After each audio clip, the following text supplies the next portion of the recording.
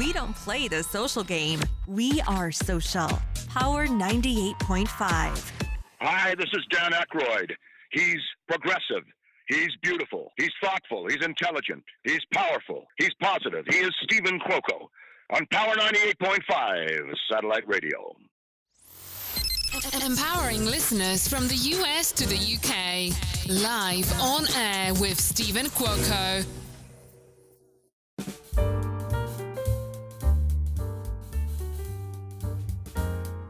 Good morning, good afternoon, and good evening. You're live on air with Stephen Cuoco on Power 98.5 Satellite Radio. Appreciate all of you being with us here today. I know it's been a worthwhile wait. My team is here. I'm going to honestly say connections, internet. We're going to be talking all about that today. We got Powfu. It's been a long time coming. We're excited to have him. You've been hearing his music a lot on Power 98.5 for at least, 4 months now, I believe it's been, hasn't it? At least 4 months. I'm excited. I was just talking to him a little bit before we went live, and I never thought we would ever have an interview. Not saying we weren't, but I never thought we were going to be in this moment where he would be with us live today. Hailing out of Los Angeles. He's from Mission, Canada. Full of talent, full of life, a lot to look up to. And then most importantly, we're going to be talking about his new album, Gathered by the Lantern. It's going to be released October 6th. His new single, No Balls, is out now. We're going to be getting that. I wanted to have this interview before we add that to the station. Make sure you guys have that on the list. And Christina, I know you're always ahead of the game on it, but yeah, it's big shout out to Sarah too. Thank you for putting this together. Isaiah, Mr. AK, Hello. Also known as Powfu. Good morning. How are you? I'm doing great, bro. Doing great. It was nice chatting with you before we went live, just going over my notes, catching up on some things. You're in LA. Mm-hmm. How long have you been there? I've been here for a week now. Are you permanently living there or just temporarily just here doing your thing? Yeah, I just came down here for 2 weeks so I could start rehearsing because like my bandmates are living in LA, so then we're gonna fly to Europe together. You ever planning on moving here full time to the States, or are you thinking no, States is a little bit too messed up, crazy all over the place? I'm gonna keep with Canada. I mean, Canada and the States are like they're actually really similar. I feel like in a lot of ways. So I mean, I could see myself living in the States somewhere. Probably not Los Angeles, though. It's a bit too crazy. I would say you can consider doing, I don't know, maybe Vegas. That's where I'm currently at right now. Vegas, or I don't know. You would do good in New York. I'm from Jersey. I believe you would fit well with people in the East Coast. Yeah, maybe. The concrete jungle. I would say I would love to see you in Manhattan. You could do well in Brooklyn. Brooklyn's changed a lot. But, yeah, the New Yorkers would love you. You do great. That's awesome. To go back, you've shared a lot of information. There's a lot out there about you. I believe more needs to be written about you. You've got a long story, long history of experience. One of the questions I have is, you stated in one of your interviews a while back, is that you believe that there's a reason for you being here and there's meaning behind your life. Do you want to tell us a little bit more about what you believe the meaning is behind your life? Yeah, I mean, I don't know if I know completely what the meaning is yet, but I know that we all have a meaning. Otherwise we wouldn't be here, you know? And, yeah, I mean, I think it's all like my life so far has just been a path to understanding what that is and trying to help people along the way. And I mean, music, I feel like is something that God has gifted me with in terms of like growing up in a musical home and stuff and just always having it around me. And so it's like a big blessing to be able to like reach people with what I love doing and seeing that like people can learn things from my music, or feel happier, feel like somebody understands them and stuff. So it's, I mean, right now that's kind of, I feel like that's what I'm meant to do. You believe humans are broken, and it's nice and peaceful to know that someone wants to guide you on your steps. Are you meaning God? You meaning your parents, your friends, or all the above?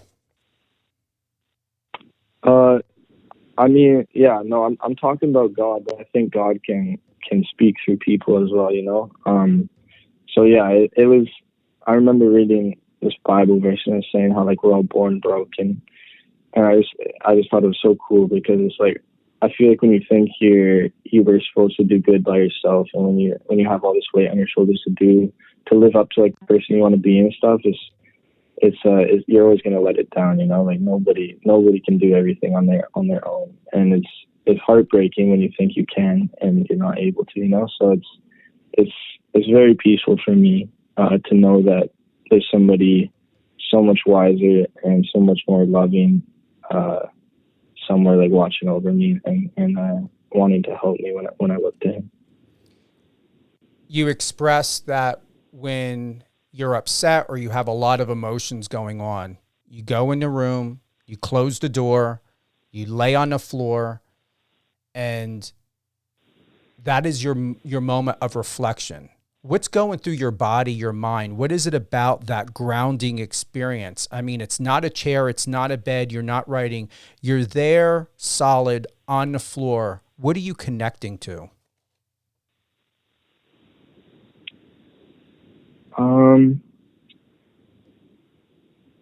I think kind of just myself, I guess, mostly.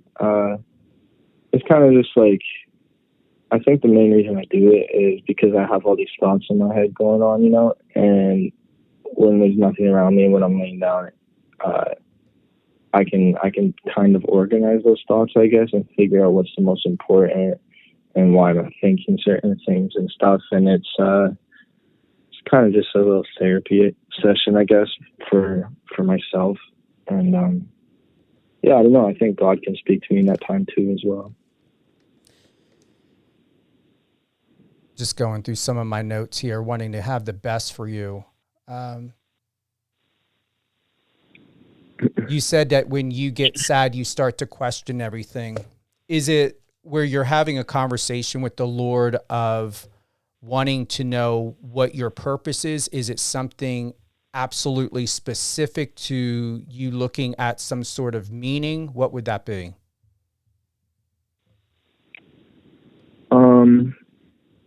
Yeah, I think I used to have, I mean, every year I have those thoughts less and less, because I feel like I'm learning more every year and understanding more and more. But yeah, when I get sad, sometimes I'll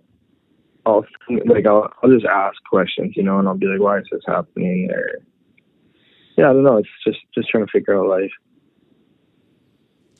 I like how you're so deep, you know yourself so well, you don't go on and on and on with your answers, yet it's so clear. I'm telling you, you're very highly educated. And normally someone that's highly educated like yourself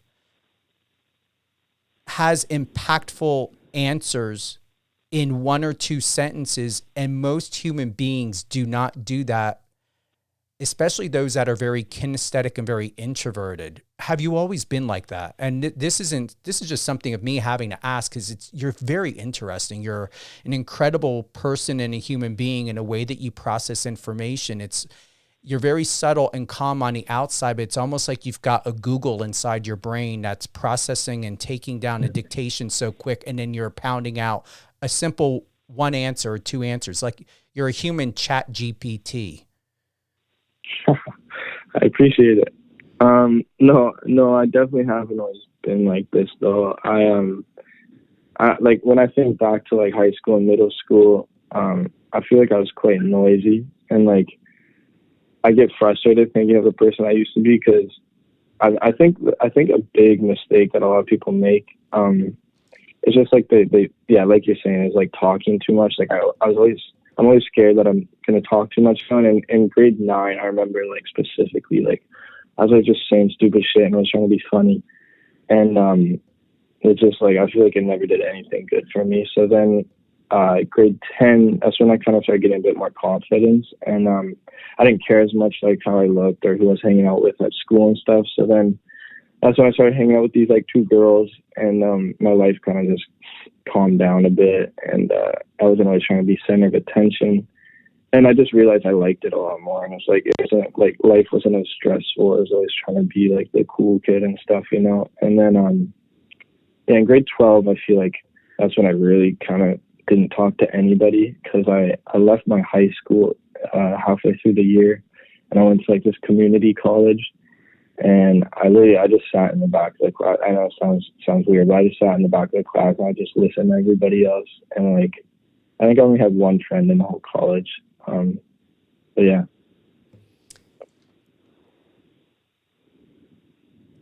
You said that you believe God chose you to be here for a reason. Your lyrics, you believe, can help people. But in the beginning, before all of this, you wanted to be a counselor. Is that still a possibility? Are you still contemplating or entertaining the thought of wanting to be a counselor?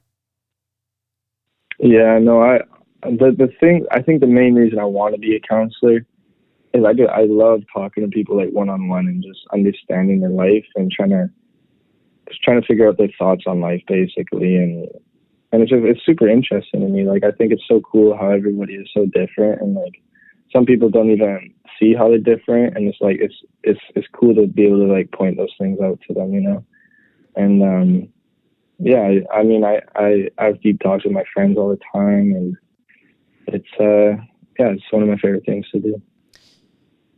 You enjoy being in the studio by yourself. You feel that if you've got a producer or someone else in there, you feel a bit rushed. Are you still working in that manner? For the most part, yeah. I've definitely gotten better at working in studios though. And it depends how close I am, like with the producer as well. Like sometimes I'll click with the producer and we make things at our own time. And it's very chill. Other times though, it'll be like awkward sometimes in the studio, and then I'll just never work with that person again, which is chill as well. I wrote down here in my note, he enjoys taking as much time to himself to reflect. We've got 1,440 minutes and 86,400 seconds in a day. How many of those are you taking for yourself? And what would you recommend to someone else that lives and believes that they need to be in a world that's rushed and a world that moves so fast because of fear of not accomplishing anything, fear of loss, being, having a fear of being forgotten, rejection? What would you have to say to people who don't take time to reflect? And what do you feel that they should do or consider doing to know that they can trust, they can be at ease, and to maybe have more faith? Yeah, I mean, a big thing for me is taking time, no matter how much time it is. Like, it could be like 1 minute or it could be an hour, you know? And I used to try to read the Bible and pray at nighttime, but I realized that I wasn't like in the right headspace, and I was always tired and like falling asleep and stuff. So then I decided to start doing it in the mornings. And I feel like the mornings is also better because you start your day off on like a positive side and just being more organized and stuff with yourself. So yeah, every morning I'll try to read the Bible or pray. And I mean, it does so much good for me. Like I realize when I'm reading the Bible or when I'm praying lots, I feel like I'm just like a more living person, and I take more time to like say things, and I just feel like I have more patience, more fruits of the Spirit. And I think that would be with everybody as well. Like, and like you're saying, that life, everybody feels like they're rushed to do the next thing, you know? And I feel like that's a bad habit that we all have. And it's really hard not to rush, but it's definitely, you definitely need to take your time, because you're never going to experience anything if you're always looking to the next thing. And the Bible has one verse that I really like, and it says, tomorrow has enough anxieties of its own. So just focus on today. I appreciate that. Can you repeat that one more time? It's perfect. Tomorrow has enough anxieties of its own. I like that. You should consider putting that on one of your merches if you got merch. Yeah, for sure. That'd be cool. Your dad had an experience with labels in the past. You've had experience with labels. You've made it very clear your requirements, what you will allow, and setting boundaries and things that, having clear goals and a clear vision. What advice would you have to those who want to be either signed with the label or who want to remain independent? And before you answer that, the reason why I'm asking this is because, not speaking for you, but most people believe that when you're signed with a label and a person is in the red for $500,000 to millions of dollars, because everything is paid for the most part when you're signed with a label. When we think of media and production and costume and everything else like that, and music artists have got to spend years or decades to pay that back. And that's why most labels want to own, even managers. There are times music artists don't even realize managers want to own your intellectual property. They want to own your masters. They treat it like a real estate business. So from a neutral place and having peace in your heart and experience, I'm going to ask the question again. What best advice to those who would want to be signed to a label or to remain independent, what would you have to say to them? Yeah, it's I think it depends on what type of person you are, So like for me, for example, I started music independently, and I was just like, I was making a lot of music. So I loved releasing songs like back to back to back. And I also enjoyed just being my own boss and just doing it for fun and like not treating it as like a business, And so when I signed to the label, there's a lot more just like they're strategizing things and telling me what time to post and why I should do this and not this and stuff, and it's good. And I think a lot of people would like that more. But then again, there's a lot of people that are like me as well, where it's like, they just want to make music, and if it connects with people, then that's awesome. And another thing I didn't realize when I signed is like the label, they're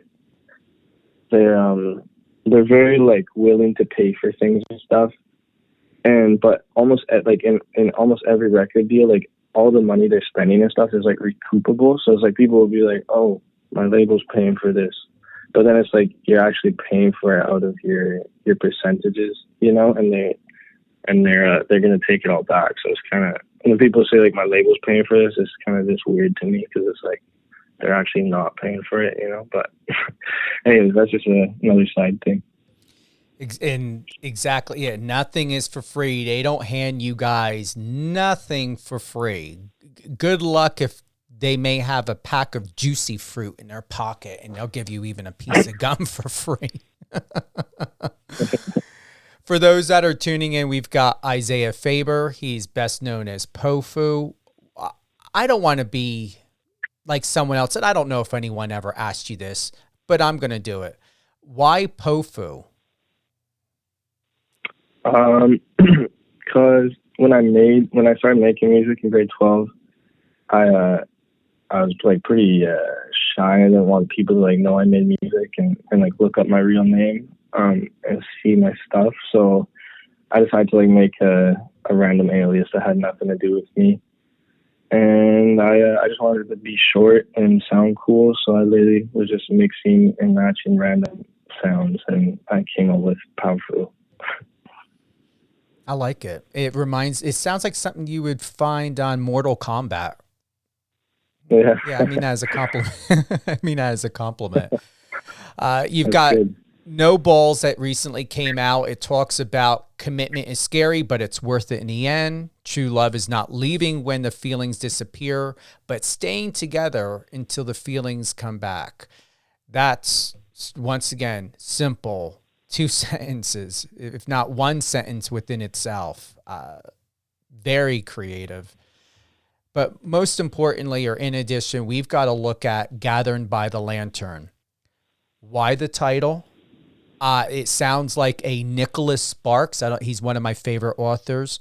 If you've ever heard of him, he does a lot of love stories and things that have like drama and where there's faith and people come back, finding out who they are and why their relationships happen the way they did. It sounds like a film title. I would even encourage you. This is what's coming to my mind. You have videos going on, take your cell phone, get videos behind the scenes. I would like for you to create, this is just a publicist to me, a little mini 25, 28 minute, maybe an hour. I would say less. For someone like you, less is going to be really, really more. 28 minutes to maybe 40, 45. A mini docu-series, film, something Gathered by the Lantern, and you doing a small West Coast, maybe even Canada as well, but a small West Coast film festival, and go into what not only Gathered by the Lantern is about, but also in addition, extend the questions and the experiences and put that in that mini documentary about what it means to be signed to a label, your experience as a 24-year-old music artist, having those moments of seeing you laying there on the floor, not forced, not manufactured, but if there are moments, what it would mean to see and feel what your energy and your aura and your ambiance is like in the studio, or, even eating fries or something, chatting with a friend. But there's something about this title that it's more than just a new album. This is some type of short little film. And I hope that you receive that. And if you choose to do it, definitely make sure you have a mini film festival tour. That'd be awesome. Yeah, it's also the name of the tour. So I'll be filming a lot when I'm in Europe as well, which would be good. Which would be perfect for a mini docu. Or whatever, if you don't want to call it a documentary, Isaiah, call it, give it a different title, but I know you'll put something brilliant after it. Yeah, thank you. And when does your tour start? Starts, it's a good question. I think Sunday or Monday, if I'm correct. We've got that up, right? Yeah. All right, so the tour starts September 23rd in Amsterdam. Okay.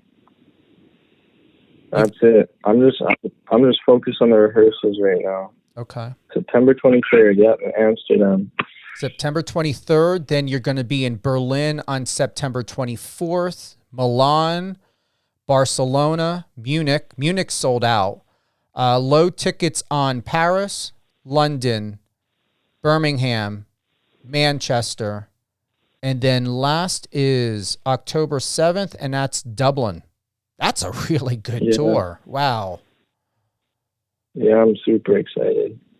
Is anyone opening for you, or who's going to be there with you? Yeah, I got my high school friend Cody Lawless coming with me, and then my other friend from Iceland named Els.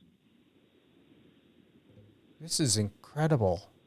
All right. After several years contributing to the lo-fi hip-hop scene on YouTube, Powfu emerged from a small town outside of Vancouver, Canada, and established himself as a key player in bringing the lo-fi genre into the mainstream. Deathbed, I remember that one because I had that on the station. It's brilliant of how you're so not commercial, yet you've got something here to really consider if you're going to be building a business or a nonprofit or extending something down a road. I believe you're a music artist and a creator and someone that can create some sort of tools and education system to segue for other music artists. And I know a lot of music artists start their own label or go into producing, or producers start that. But there's something different about you to where I believe you can create a better way of doing business and building relationships in the music industry. How does that sound to you?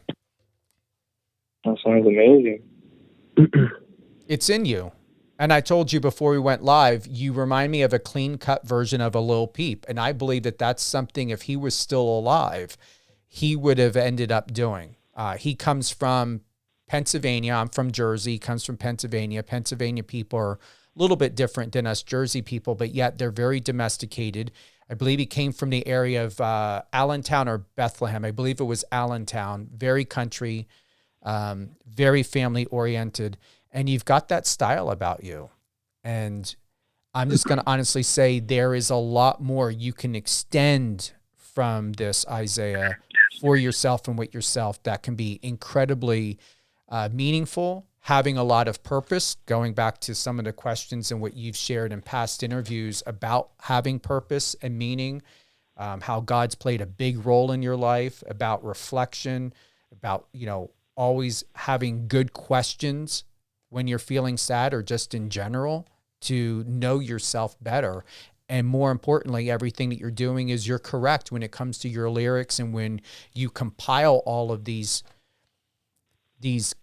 messages and insights, you are helping other people to expand, to ask questions, to be a lot more insightful, to start with themselves. And whether they're religious or of faith or not, it's basically learning how to have faith within themselves in order to extend to find other things in life that have meaning and faith and purpose as well. So it's why we're here. And God only puts people in my path like you that are doing extraordinary things in the world. I just don't interview people to just interview people. I do what I do, just like you, is I awaken and become awakened, and to share that awakening through public relations and interviewing people the way that you do it through music and producing. That's awesome. Any shout outs you want to give? Shout outs to Cody Lawless and Ouse for coming on tour with me. They make amazing music, and go check them out. And then shout out Zany and Jomi. I'm staying at their crib right now. They're always hosting me, which is amazing. And they also make music. And just excited to see all who's coming on the tour to see me. And also got a show in LA in November. So try to make it out to any of those if you can. We've got Powfu here with us today, Mr. Isaiah Faber. Any closing thoughts? Anything you want to share? I appreciate everybody who's listening, and y'all all have a purpose in life, and we're all put here for a reason. So keep asking big questions and trying to do good and seek out God, and you'll be blessed. I appreciate you very much. Thank you for being with us today. Yeah, thank you so much for having me. Hold the line real quick, Isaiah. We're going to close out, and congratulations on your upcoming tour. Already some almost sold out tickets. And I got to ask, let's get back here. Where do I have it? All right. Are you flying first class? Please tell me you are. I don't think so. All right. Because that's a trip out there to Amsterdam out on September 3rd. Yeah, that is true, eh? Yeah, it is. Yeah, that needs to be worked on. First class flights. Something here. with all of these cities. Yeah. Once again, September 3rd, Amsterdam, and looks like they're expecting sold out. Low tickets on Berlin the day after. Milan, September 26th, September 28th, Barcelona, and then Munich, that's already sold out. socials. I know you're not interested in the TikTok thing. Where do you want most people to go and find you at? Is it Instagram? Yeah, Instagram would be the best one. Okay. Well, I'm proud of you. Congratulations. You're going to continue to do extraordinary things in this world. You're moving in the right direction. I have only uplifting and positive things to say about you and to you. And most importantly, what is touching my heart to close out to say is, I am not worried for you. No matter where you go, wherever you go in life, even in your most stillness, Isaiah, you are protected. You've got grace. You are encompassed with so much incredible skill and talent and foresight to where no matter how you process this world, you do have a very long time to be here. And when you're not inspiring someone else's life in real time, you will continue to inspire people's lives with the legacy that you're leaving here. Because we all know that you could make a song and it can be 2033, 11 years from now, no, 10 years from now. Your song to them will feel like the first time, as though it just came out that day and was launched. So you're creating a huge, huge, timeless legacy here that's going to live on for decades, millennium. Well, I appreciate it. You said a lot of kind things, and that means a lot. You're very welcome. Thank you to everyone for joining us today, live on air with Stephen Cuoco on Power 98.5 satellite radio. Whether you're listening to us on the iOS or Android app, Alexa, Apple Music, and many more, remember we are your premier destination for all things news, music, sports, entertainment, and more. We will have this episode available on any one of your favorite podcast channels, Amazon Music, Amazon Audible, Spotify, and iHeartRadio. However, we like for you to be here first. Definitely check the schedule on the app or on power985.com. We will re-air this episode throughout the month. Have a great day, everyone. Friend us on your socials and let's connect.